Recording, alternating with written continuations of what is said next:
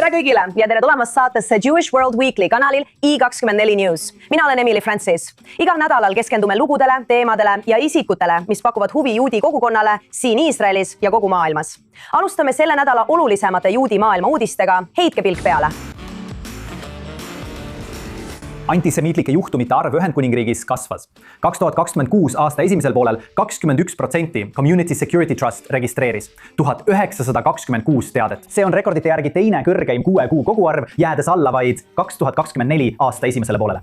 Rünnakute arv jõudis jaanuarist juunini kõigi aegade kõrgeimale tasemele. Registreeriti 135 juhtumit. See on 82% rohkem kui eelmisel aastal samal perioodil. Süüdimõistetud neonats Joshua Bonehill Payne on loobunud konservatiivide kandidaadiks olemisest järgmise aasta Somerseti maakonnanõukogu valimistel Inglismaal pärast juudi kogukonna juhtide vastuseisu ja meedia tähelepanu. Ta kandis 2-aastast vanglakaristust mitmete antisemiitlike ahistamiskampaaniate eest ning kirjeldab end nüüd kui parandunud inimest. Bonehill Payne ütles, et ta taandus, et tema rivaalid ei keskenduks kampaanias tema minevikule.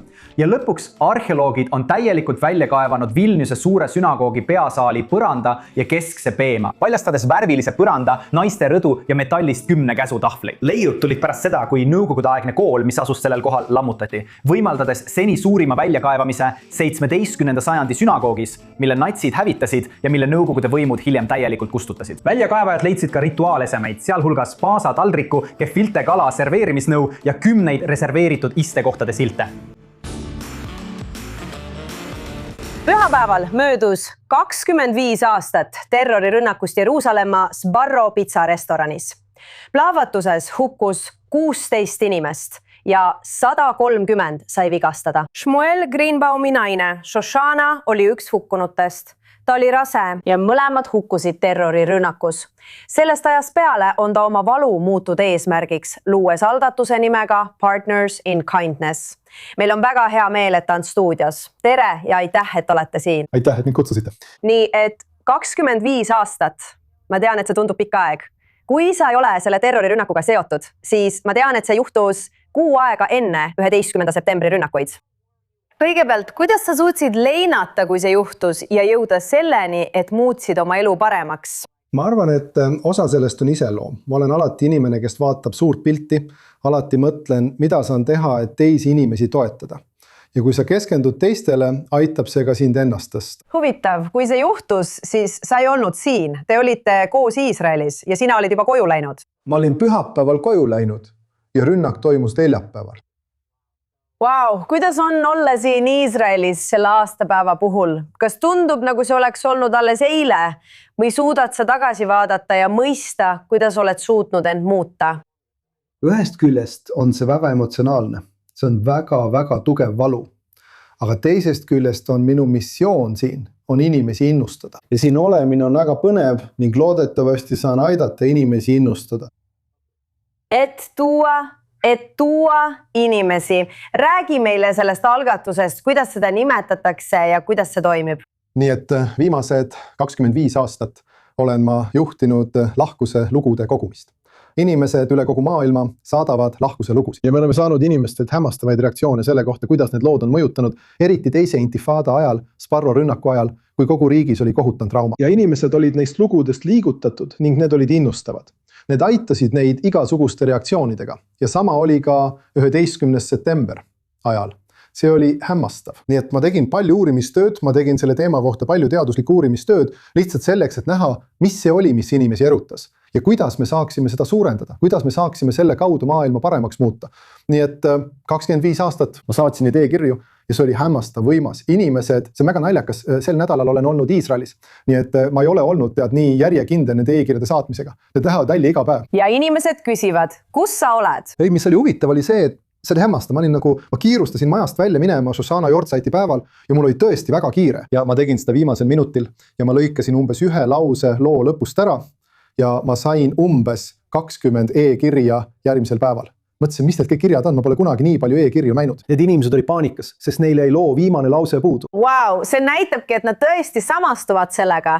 Selgita palun usujõudu ja kuidas sa kasutad meie eesmärki, et olla valguseks rahvastele. Kasutada ei usku mitte ainult inimeste inspireerimiseks, vaid sa räägid ka teadusest ja sellest, kuidas teadus näitab, et usul on tegelikult mõju. Ma arvan, et minu lähenemise eripära seisneb selles, et see on suunatud kõikide erinevate usundite inimestele. Mitte ainult juutidele, mitte ainult kristlastele, mitte ainult moslemitele, vaid kõikidele usutunnistustele ja ka neile, kellel pole usku. See on minu lähenemine. Kuidas sa siis annad usku neile, kellel usku pole? See on päris hämmastav. Põhimõtteliselt siis ütleme, et millist lähenemist ma peaksin kasutama, ütleme, et võtame bioloogilise lähenemise.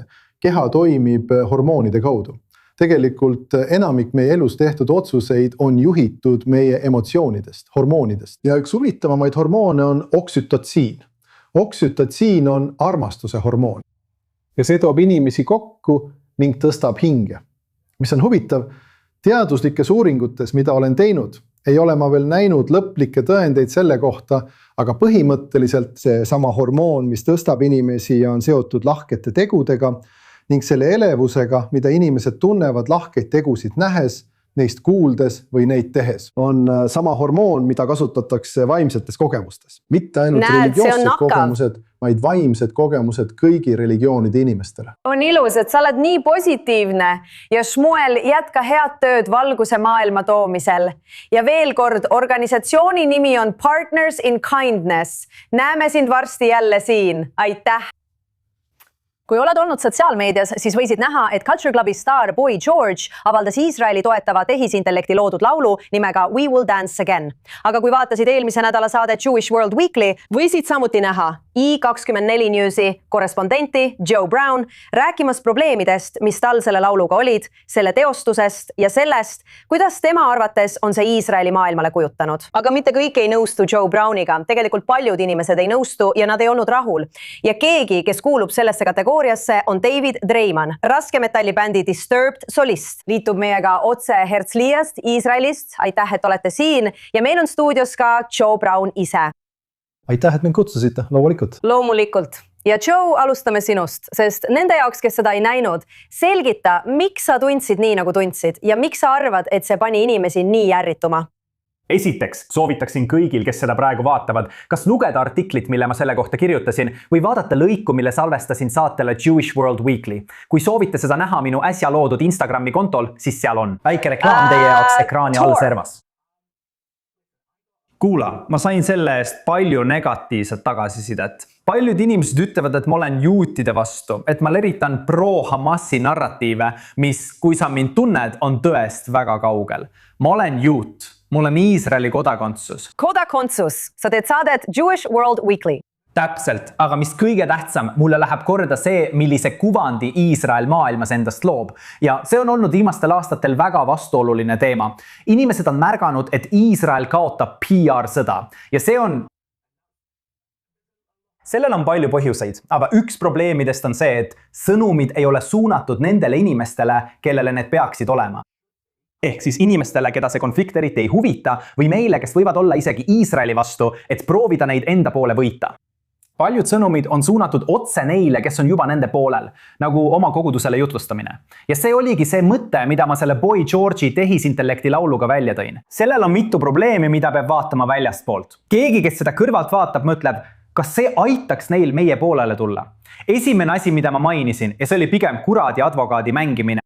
Ma märkisin, et Boy George'il on kriminaalne taust. Tal on üsna kirju minevik. Oli üks juhtum, kus ta aheldas eskorti radiaatori külge ja peksis teda. Aga nagu ma paar päeva tagasi siin stuudios sulle veidi teisel teemal ütlesin, ma usun, et igal patusel on tulevik ja igal pühakul on minevik. Ta on sellest edasi liikunud. Ta on selle eest vabandanud.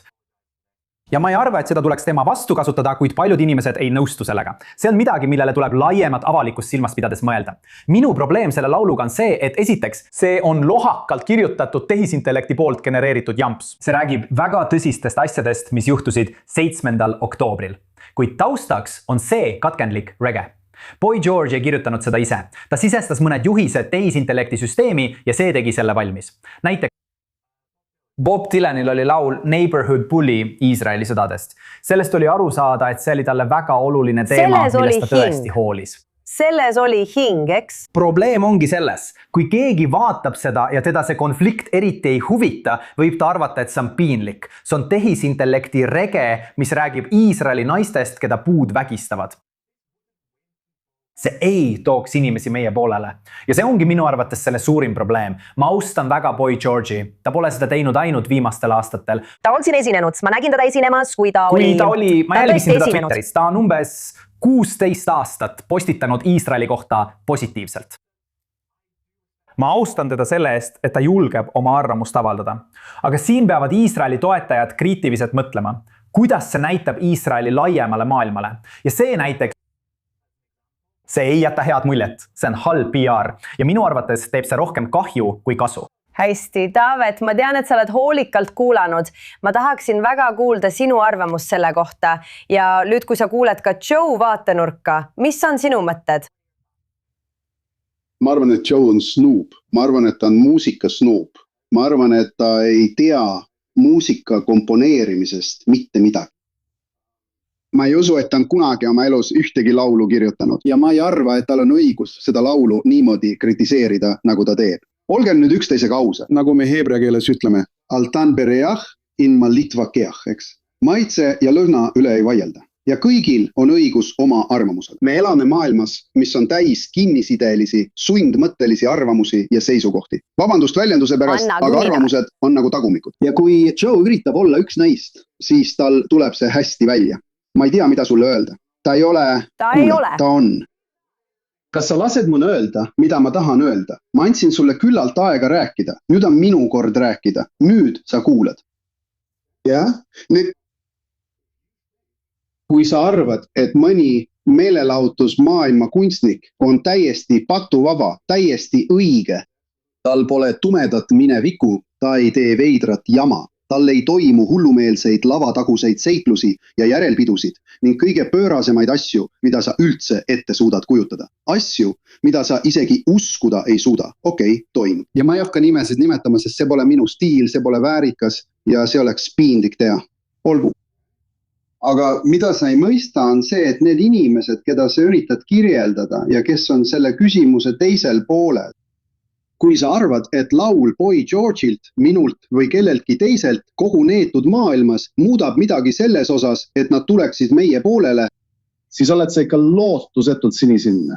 Kohe täiesti lootusetult. Sul pole õõna aimugi, millest sa räägid. Pole mingit lootust neid inimesi meie poolele võita, sest nad on oma poole suhtes religioossed, nad on oma poolele ajupestud ja indoktrineeritud. Me tahame proovida jõuda nende inimesteni, kes on keskel. Me tahame proovida jõuda nende inimesteni, keda on veel võimalik mõjutada. Aga mis kõige tähtsam, sina tahad seda. Me tahame proovida tugevdada kõiki oma kaasjuute seal väljas ja neid inimesi, kellel puudub igasugune lootus või selle sarnane tunne, sest kellelgi pole seifroogu kogu juutide maailmas. Meelelahutuses, et minna ja teha seda, mida Boy George just tegi. Nüüd, sa võid seda AI kasutamise pärast kõvasti kritiseerida. Sa võid öelda, et see on halvasti kirjutatud laul.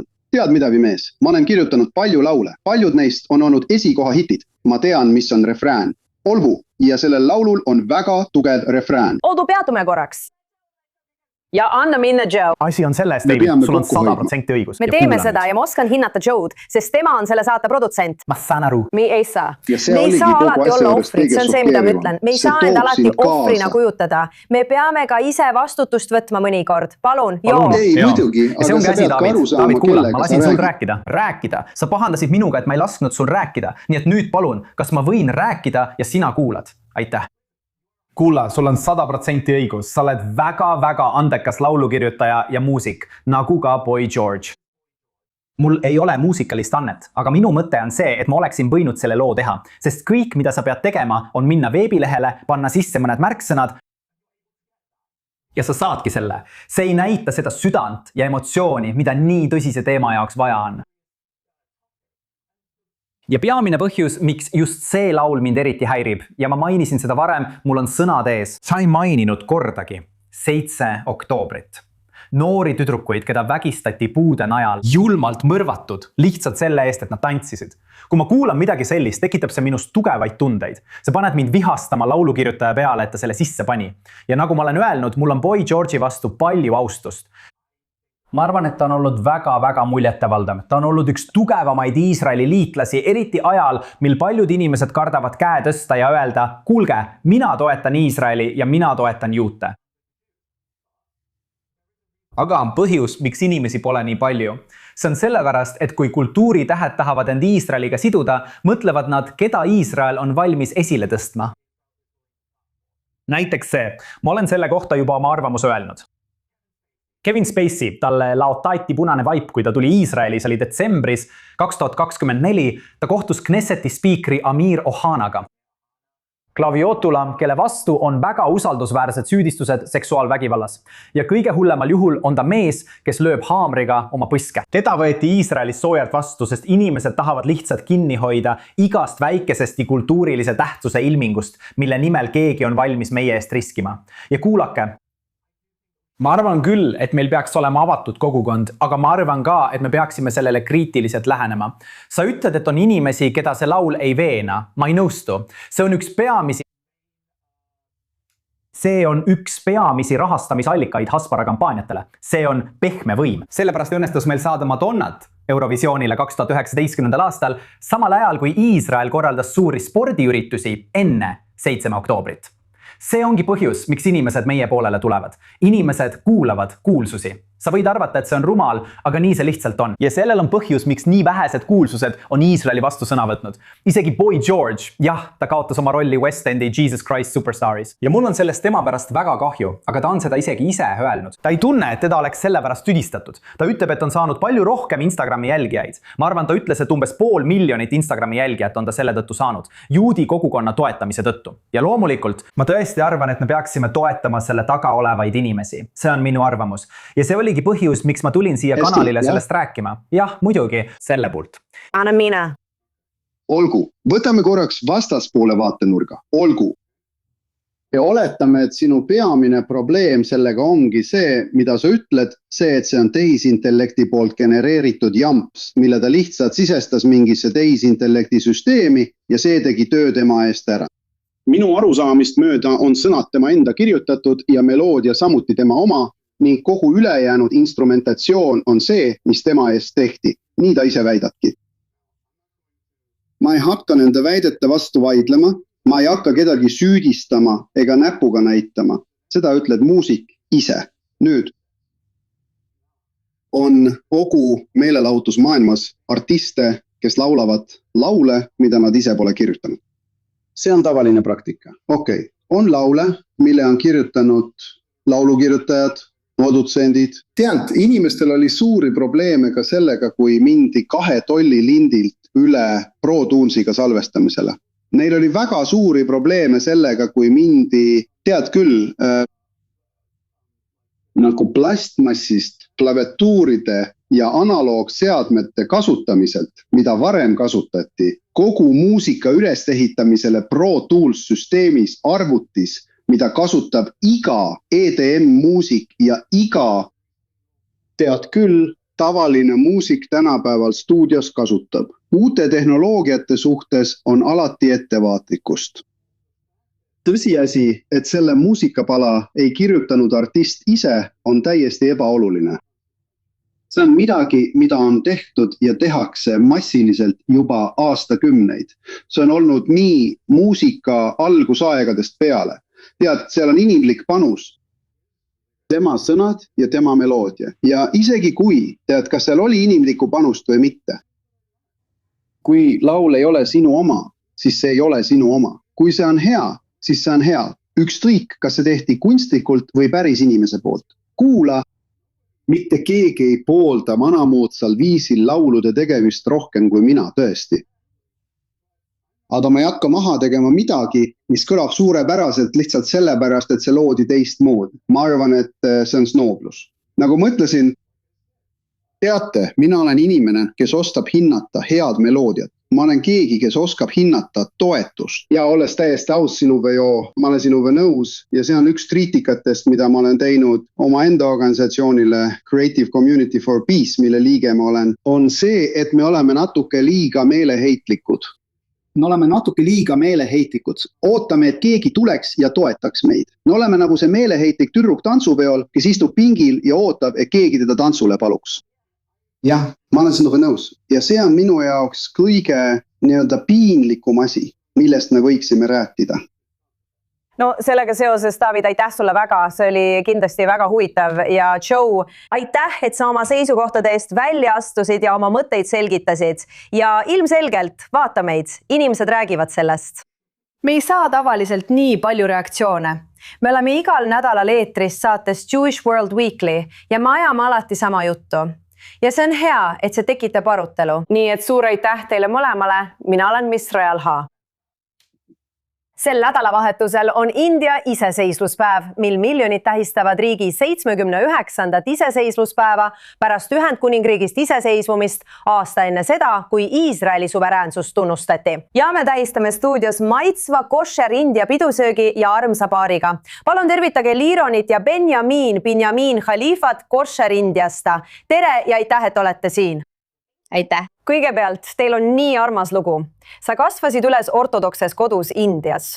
Kõigepealt, enne kui te kohtusite, milline see oli? Kui olulised olid juudi traditsioonid ja rituaalid üles kasvades Indias ning kui palju need kattusid India kultuuriga ja sulandusid sellesse? Ma kasvasin üles väga traditsioonilises juudi peres. Me pidasime kosherit, mis oli omamoodi keeruline ja samas lihtne, sest meil ei ole rabinati, aga me teame täpselt, mis on taimetoit ja mis mitte. Nii et see on tegelikult väga hea. Jah, mu pere on kashrati suhtes väga range. Shabati pidamine oli natuke keeruline, sest tead ju töö ja kõik muu, aga jah, kosheri pidamine on kõige alus. Yom Tov ja kõik pühad, nii et jah, väga traditsiooniline juudi perekond. Indiast. See on koht, kuhu inimesed kulutavad nii palju raha, et seal kogemusi saada. Sina otsustasid Iisraeli kolida, seda enne nägemata. Sa sattusid Upali ja siis kohtusid selle kutiga. Jah, nagu sul on plaanid, sa teed plaane. Jumalal on omad plaanid. Ja. Mis siis juhtus? Ja sa nägid teda heebrea keele tunnis ja lihtsalt mõtlesid, issand jumal. Ma saabusin jaanuaris 2012. Ja päev pärast minu saabumist oli tema armastus seal. esimesest silmapilgust. Tead küll, täpselt nii. Ja sa oled Prantsusmaalt. Selgitame selle välja. Nii et, kas sinu jaoks oli see armastus esimesest silmapilgust? Ei. Kuidas siis ei? Ta veenis sind talle võimaluse andma. Ma aitan. Sa tegid seda? Oi. Väga kuum. Romantilised Prantsuse lilled. Nii, okei, nüüd oled sa abielus, sul on ettevõte ja te ühendate oma kööke. Räägi meile kosher Indiast, kuidas see alguse sai ja räägi meile sellest. Nüüd, meil on pere, meil on 4 last ja iga kord, kui me kodus süüa teeme, on meil prantsuse köök, meil on Alžeeria köök, meil on Iisraeli köök, sest me armastame Iisraeli. Ja meil on India köök, nii et meie kodus tahame, et lapsed oleksid avatud kõikidele kultuuridele ja Ben armastab liha, aga mina kasvasin üles nii, et liha eriti ei söönud. Nii et see on nagu kosher India. See algas sellest, et me tahtsime oma koju tuua India lihatoitu, mis pole ka Iisraelis eriti tuntud, eriti kosherina. Kosher lihatoit ei ole tuntud teada ja ma tahtsin, et mu lapsed ka teaksid, et Indias on meil liha ja meil on kõik vürtsid ja kõik muu, aga kõik on ka kosher. See ei pea olema mitte kosher toit. Eks, ma saan aru, kui sa oled Indias, siis kuidas sa leiad kosher liha? Asi pole selles, et see on liha, vaid selles, et kosher osa on keeruline leida. See ei ole väga tavaline. Okei, nii et sa täidad väga head niši. Sa ei ole restoran, sa ei ole toitlustaja, sa tegelikult pakud elamust. Nii et selgita, mis meil siin on ja mida inimesed, kes tahavad õppida, osa võtta ja nautida head toitu, sellest kogemusest saavad. Ma juba alustasin söömist. Nii et me pakume tõesti midagi kogemuslikku, mitte lihtsalt tavalist toitlustust ega ka mitte restorani. Nagu sa ütlesid, meil on üritused, inimesed võtavad meiega ühendust sünnipäevade, bar-mitzvade ja selliste asjade jaoks. Meil on ka töötoad inimestele, kes tahavad õppida ja tead seda kodus uuesti teha. Jah, meil on, nagu sa ütlesid, basaar on meie põhiasi, aga meil on ka taimetoitu, vegantoitu ja piimatoitu, see sõltub inimestest. Ja meil on ka ettevõtte üritused. Hämmastav ja kuidas see töötab, ma olen kindel. Jällegi, siin ei ole just kuigi suurt toiduvalikut. Mul endalgi on raske, kui sa just ei ole Tel Avivis või tead, on raske leida mitmekesisust. Nii et ma kujutan ette, et inimesed naudivad seda väga. Jah, enamasti saan inimestelt väga toredat tagasisidet. sest mõned toidud, mida olen aja jooksul oma perele ja nüüd ka kõigile teistele loonud, näiteks butter chicken. jah, okei, räägi meile siis. Ja aga see on kana, ma saan nii suureks. seal on või sees ja kaste on tehtud koorega ja kõige muuga, aga kuna meil on koššer versioon, olen ma selle täielikult ümber teinud. Ja see on üks meie firmaroogadest. Mingisugune söögiriist? Jah, mul ei ole kahvlit. Okei, nii et see ei ole midagi, mida saaks nii lihtsalt koššeriks teha. Ei, nii et mida sa tegid, et seda teha? Ja ma võitsin! Samuti veel üks asi, mida paljud inimesed arvavad India toidu kohta. Nad arvavad, et see nõuab midagi. Jogurti kompenseerimiseks pannakse kookospiima, aga see ei ole tõsi. Sa ei pea alati kasutama kookospiima või koort. See on nii maitsev. Ma olen nii õnnelik, et sain teiega tuttavaks ja te olete nii imeline paar ning ma soovin teile. Te mõlemad olete lihtsalt suurepärased. Aitäh! Suur aitäh teile mõlemale! Muidugi, Koššer India leiab Instagramist ja me hindame seda väga. Nii et head India iseseisvuspäeva, me armastame. Ja see on kõik Juudi maailma nädala uudistest selleks nädalaks. Mina olen Emily Francis, aitäh vaatamast ja kohtume siin jälle järgmisel nädalal.